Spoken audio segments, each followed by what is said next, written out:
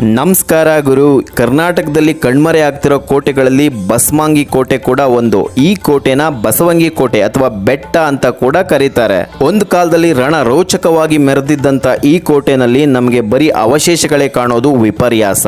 ಇಲ್ಲಿ ಮೊದಲು ಕೋಟೆ ಕಟ್ಟಿಸಿದ್ದು ಬೂದಿ ಬಸಪ್ಪ ನಾಯಕ ಅಂತೆ. ಆಮೇಲೆ ಕ್ರಿಸ್ತಶಕ 1768ರಲ್ಲಿ 5ರಲ್ಲಿ ಈ ಕೋಟೆನ ವಶ ಮಾಡಿಕೊಂಡು ಬೂದಿ ಬಸಪ್ಪ ನಾಯಕ ಕಟ್ಟಿಸಿದ್ದ ಮಣ್ಣಿನ ಕೋಟೆನ ಕೆಡವಿ ಇಟ್ಟಿಗೆ ಮತ್ತೆ ಕಲ್ಲಿಂದ ಕೋಟೆ ಕಟ್ಟಿಸಿದ್ರು ಅನ್ನೋದು ಇತಿಹಾಸ. ಈ ಕೋಟೆ ಹಿಂದೆ ಬಿಜಾವರ ತೋಟದ ಸಿದ್ಧಲಿಂಗ ಭೂಪಾಲ ಮತ್ತೆ ಮುಮ್ಮಡಿ ಚಿಕ್ಕ ಭೂಪಾಲರ ಪ್ರಸಿದ್ಧ ಕೇಂದ್ರವಾಗಿತ್ತಂತೆ.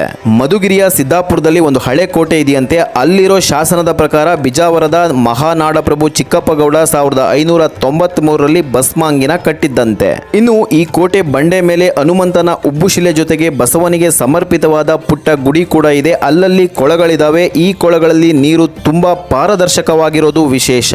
ಬೆಟ್ಟದ ಬುಡದಲ್ಲೇ ಬಸಮಾಂಗಿ ರುದ್ರೇಶ್ವರ ದೇವಸ್ಥಾನ ಕೂಡ ಇದೆ. ಈ ಕೋಟೆ ಮಧುಗಿರಿಯಿಂದ 30 ಕಿಲೋಮೀಟರ್, ಬಡವನಹಳ್ಳಿಯಿಂದ ಜಸ್ಟ್ 12 ಕಿಲೋಮೀಟರ್ ಇದೆ ಅಂತ ಹೇಳ್ತಾ ನೆಕ್ಸ್ಟ್ ವಿಡಿಯೋದಲ್ಲಿ ಸಿಗೋಣ.